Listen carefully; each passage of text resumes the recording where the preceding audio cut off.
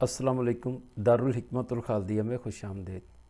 ہم آج حکایت عثمانی کی حکایت نمبر 20 جس کا ٹائٹل دروازہ ہے کی شرح کریں گے۔ میں حکایت کا متن بیان کیے دیتا ہوں اور بعد میں ملک عثمان صاحب اس کے مختلف پہلوؤں پہ روشنی ڈالیں گے۔ ایک معمار نے اپنے رہنے کے لیے کمرہ بنانا شروع کیا۔ زمین ہموار کی، بنیادیں بنائیں اور دیواریں کھڑی کرنا شروع کر دیں۔ وہ کمرے کی دیواریں اونچی کرتا گیا حتیٰ کہ دیواریں اس کے سر سے بلند ہو گئیں۔ وہ خود دیواروں کے اندر کی طرف تھا۔ اس نے باہر کھڑے مزدوروں سے کہا کہ مزید اینٹیں اندر کی طرف پھینکو تاکہ وہ دیواروں کو اور اونچا کر سکے۔ یوں کمرے کی دیواریں اتنی بلند ہو گئیں کہ اندر باہر کا رابطہ ناممکن ہو گیا۔ اس معمار کا خود کو دوسروں سے علیحدہ رکھنے کا جذبہ اتنا شدید تھا کہ اس نے اس کمرے میں کوئی دروازہ نہ رکھا تاکہ کوئی اس کے معمول میں مہل نہ ہو۔ وہ اپنے ہی کمرے کی بلند ہوتی ہی دیواروں میں قید ہو گیا۔ جب اسے گھبراہٹ ہوئی تو اس نے اندر سے آوازیں لگائیں کہ مجھے باہر نکالو، لیکن اس کی آواز اونچی دیواروں میں دب کے رہ گئی اور کوئی شخص اس کی مدد کو نہ پہنچا۔ اشارہ: کئی لوگ اپنے مال، عزت، علم اور پارسائی کی چار دیواری میں دروازہ رکھنے کے قائل نہیں ہوتے اور نتیجتاً یہ اونچی چار دیواری گھٹن بن کر ان کی جان کو آ جاتی ہے۔ بسم اللہ الرحمن الرحیم۔ السلام علیکم۔ اس حکایت سے بنیادی طور پر ہم یہ بتانا چاہتے ہیں کہ انسان جو ہے اس نے اپنے آپ کو نظریاتی لحاظ سے اور مختلف طرح کی قومیت کے لحاظ سے، تعصبات کے لحاظ سے، نظریات کے لحاظ سے اور مادی وسائل کے لحاظ سے اور روحانی استعداد کے لحاظ سے، الغرض مختلف لحاظ سے انسان نے اپنے آپ کو چار دیواریوں میں قید کر رکھا ہے، اور پھر وہ اس ذاتی چار دیواری میں یا اس گروہی چار دیواری میں دروازہ بھی نہیں رکھنا چاہتا، یعنی وہ پیچھے مڑ کر دیکھنا بھی نہیں چاہتا کہ جو اس نے اپنے نظریات اور تعصبات کی چار دیواری قائم کی ہے کہ کیا اس چار دیواری کو ایکسپینڈ کرنے کی ضرورت ہے اور اس سے کیا کیا کمی رہ گئی ہے جس کو اس نے پورا کرنا ہے۔ نتیجتاً یہ جو رویہ ہے چار دیواری قائم کرنا اور پھر اس میں دروازہ نہ رکھنا، یہ انسان کو اس کی ترقی کے لحاظ سے گھٹن کا شکار کر دیتا ہے۔ مولانا فرماتے ہیں درمیانے چوب گوید کرم چوب، مار کرا باشد چنی حلوائے خوب، کہ لکڑی کے اندر لکڑی کا کیڑا جو ہے وہ یہ گا رہا ہوتا ہے کہ مجھ جیسا حلوہ کس نے کھایا۔ یہ ایک زیادہ جو ہے باریک پیمانے پہ مثال ہے، لیکن ہم لوگ اپنے مختلف طرح کے حالات میں کچھ ایسی صورتحال کا شکار ہوتے ہیں اور ہم سمجھتے ہیں کہ جہاں پر ہم کھڑے ہیں وہی بہتر صورتحال ہے۔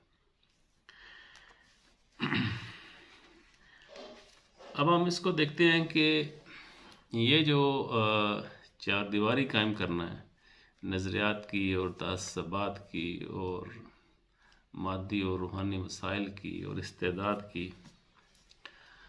اور پھر اس میں دروازہ نہ رکھنا، یہ قرآن پاک نے اس چار دیواری والے نظریے کی نفی کیسے کی ہے اور انسان کو اس نے کس طرح کی وسعتوں کی طرف لے جانے کی طرف اشارہ کیا۔ مثلا ہم دیکھتے ہیں کہ نبی پاک صلی اللہ علیہ وآلہ وسلم کے بارے میں اللہ تعالیٰ نے قرآن پاک میں فرمایا وَمَا أَرْسَلْنَاكَ إِلَّا رَحْمَةً لِلْعَالَمِينَ، کہ ہم نے آپ کو تمام عالمین کے لیے رحمت بنا کر بھیجا ہے۔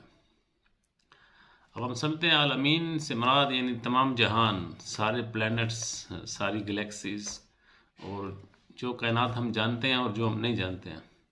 نبی پاک اس ساری کائنات کے لیے رحمت ہیں۔ آپ تمام مخلوقات کے لیے، انسانوں کے لیے، حیوانات کے لیے، نباتات کے لیے، جمادات کے لیے رحمت ہیں، مومن کے لیے رحمت ہیں، کافر کے لیے رحمت ہیں، سب کے لیے رحمت ہیں۔ اب دیکھیں اللہ تعالیٰ نے اپنے آخری نبی کو جو درجہ دیا اور ان کو جو رحمت بنا کر بھیجا تو اس میں لمیٹیشنز قائم نہیں کی بلکہ اس کو وسیع تر رکھا۔ ایسے ہی ہم دیکھتے ہیں کہ اللہ تعالیٰ نے قرآن مجید میں فرمایا حضرت آدم علیہ السلام کے لیے جب وہ جنت میں رہ رہے تھے، فرمایا یا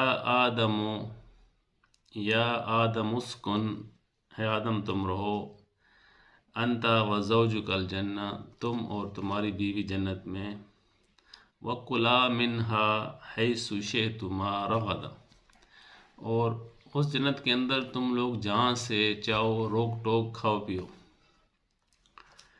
یعنی یہ جو بات ہے یا آدم اسکن انت و زوجک الجنہ وَكُلَا مِنْهَا حَيْثُ شِئْتُمَا رَغَدًا، ہم دیکھتے ہیں جنت کی نیچر کیا ہے۔ اس میں اللہ تعالیٰ ہمیں جنت کی جو ہے نا وہ فطرت سے، نیچر سے بھی آگاہ کرتا ہے کہ آدم تم اور تمہاری بیوی اس میں رہو اور جہاں مرضی کھاؤ پیو، کھلا پھرو اس میں۔ یہاں بھی ہم دیکھتے ہیں کہ جنت کی جو لائف ہے اس کے اندر بھی گھٹن نہیں ہے، اس کے اندر بھی اس طرح کی چار دیواری نہیں ہے کہ جس کے اندر آدمی خود کو قید کر لے اور پھر وہ اس کے اندر کوئی دروازہ بھی نہ رکھنا چاہے۔ جس طرح ہم نے بتایا کہ نظریات کی چار دیواری ہوتی ہے، تعصبات کی ہوتی ہے، ایسے انسان کی نفسیات کی چار دیواری بھی ہوتی ہے۔ انسان یعنی ایک خاص قدر کی نفسیات میں اپنے آپ کو قید کر لیتا ہے، ایسے ہی ایک معاشرت کی چار دیواری بھی ہے۔ تو معاشرت کے جو مسلمہ اصول ہیں اور جو پرنسپلز ہیں وہ تو اپنی جگہ پر ہیں کہ کوئی معاشرت کن اصولوں پر قائم ہونی چاہیے، لیکن جو الگ الگ ہر قوم نے معاشرت قائم کی ہے تو یہ ان کے اپنے کلچرز ہیں، اور ضروری نہیں ہے کہ وہ انسان اپنے آپ کو صرف اسی محدود سوچ میں قید کر کے رکھے۔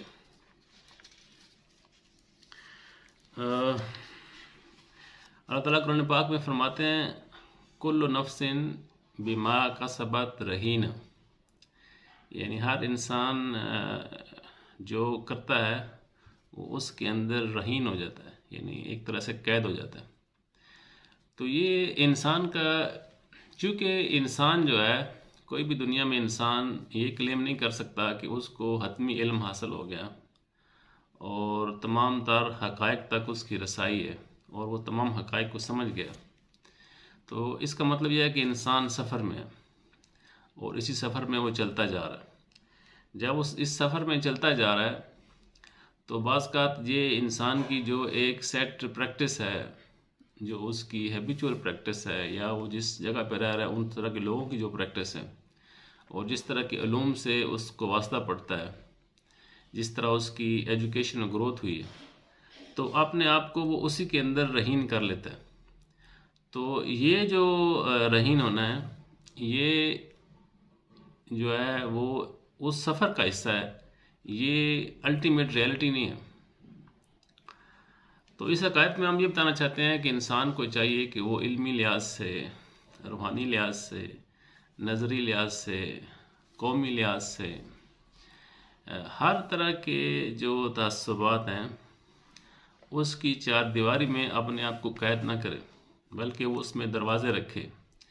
یعنی وہ اپنے آپ کو دوسرے لوگوں کے نظریات کے ساتھ کمپیئر کرے اور جو مسلمہ اصول ہیں کسی بھی علم کے اور کسی بھی نقطہ نظر کے اس کو سمجھے اور پھر اپنی حالت کو امپروو کرنے کی کوشش کرے. ادروائز اگر وہ ایسا نہیں کرے گا تو پھر وہ گھٹن کا شکار ہو جائے گا، جس سے اس کی شخصیت ادھوری رہ جائے گی اور اس کی ڈیولپمنٹ رک جائے گی. السلام علیکم ورحمۃ اللہ وبرکاتہ.